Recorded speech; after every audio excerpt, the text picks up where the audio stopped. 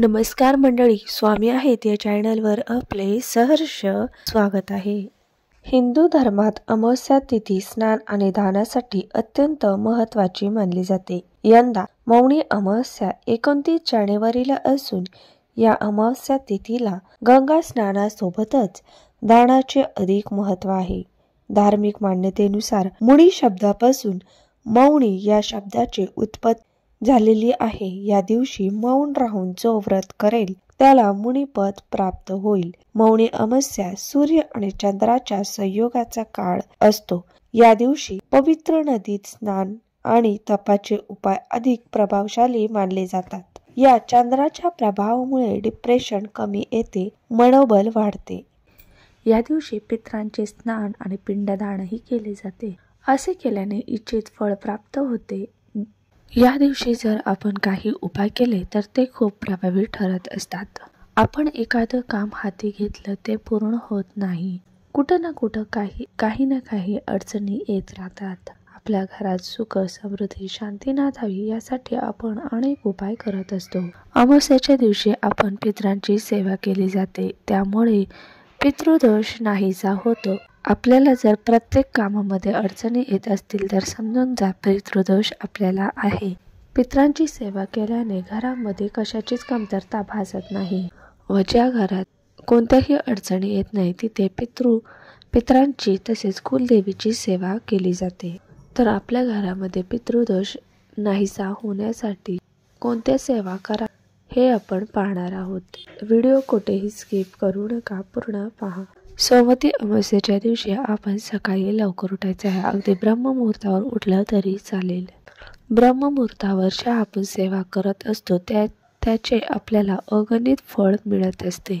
सकाळी उठल्यानंतर आपल्याला 1 तांब्या पाणी घ्यायचं आहे व उंबरठ्यावर शिंपडायचं आहे। याने जी काही नकारात्मकता तिथे साठलेली आहे ती दूर होईल। आता या सोमवती अमावस्येला आपल्याला दही भाताचा अत्यंत प्रभावी उपाय करायचा आहे। त्यापूर्वी घरात काही सेवा करायच्या आहे। सकाळी उठल्यावर उंबरठ्याचे पूजन करायचे आहे। तिथे एक स्वास्तिक काढायचे आहे। स्वास्तिक हे मांगल्याचे प्रतीक आहे। जिथे स्वास्तिक काढले जाते तिथे नेहमी शुभ कामे होत असतात। तसेच आपण फरची पुसत असताना आपल्याला पाण्यामध्ये मीठ व चिमूटभर हळद टाकून फरची पुसून घ्यायची आहे। प्रत्येक अमावस्येला तुम्हाला या वस्तू टाकून फरची पुसून घ्यायची आहे। याने घरातील नकारात्मकता दूर होते व सकारात्मक वातावरण निर्माण होते। आता हा उपाय आपल्याला अगदी संध्याकाळी जेवण झाल्यानंतर जेव्हा आपण झोपायला जातो तेव्हा करायचा आहे। या उपायासाठी तुम्हाला अगदी मूठभर भात शिजून घ्यायचा आहे। या उपायासाठी शिळा भात किंवा अगोदरचा भात घ्यायचा नाही।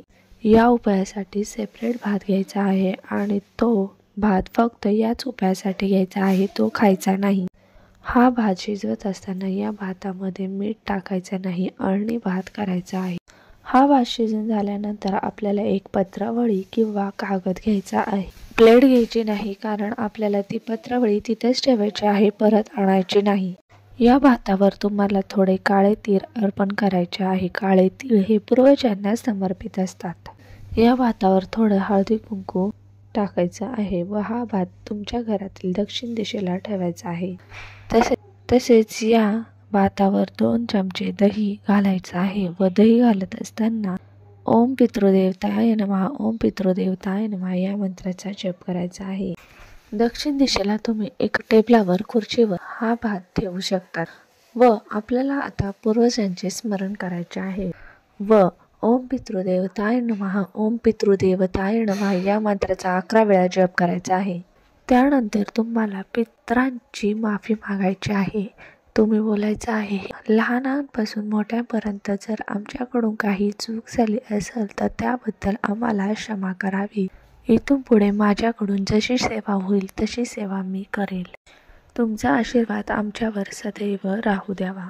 यानंतर हा भात उचलायचा आहे व आपल्याला आंघोळीच्या बाथरूममध्ये ठेवायचा आहे। तिथे कोणी जाणार नाही याची काळजी घ्यायची आहे। आंघोळीच्या बाथरूममध्ये जिथे पाणी जाते तिथं पूर्वजांचा वास असतो असे म्हटले जाते, किंवा खिडकीमध्ये भात ठेवला तरी चालेल। यानंतर बाथरूमचा दरवाजा बंद करायचा आहे. या बाथरूममध्ये कोणीही जाणार नाही याची दक्षता घ्यायची आहे.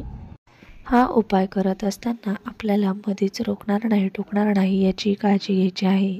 आता दुसऱ्या दिवशी प्रथम उठल्यानंतर तुम्हाला बाथरूममध्ये व तो भात घेऊन तुम्हाला दक्षिण दिशेकडे जायचं आहे व दक्षिण दिशेकडे तुम्हाला हा भात ठेवून द्यायचा आहे. एखाद्या रिकाम्या ठिकाणी तुम्हाला ठेवायचं आहे, जेणेकरून कुत्रा, मांजर, कावळा हा भात खाऊन जाईल. हा भात ठेवल्यानंतर आपण सरळ निघून यायचं आहे, मागे वळून पाहायचं नाही. ही सेवा करताना कोणाशी बोलायचं नाही, त्यामुळे शक्यतो सकाळी लवकरच आटपून घ्यायचं आहे.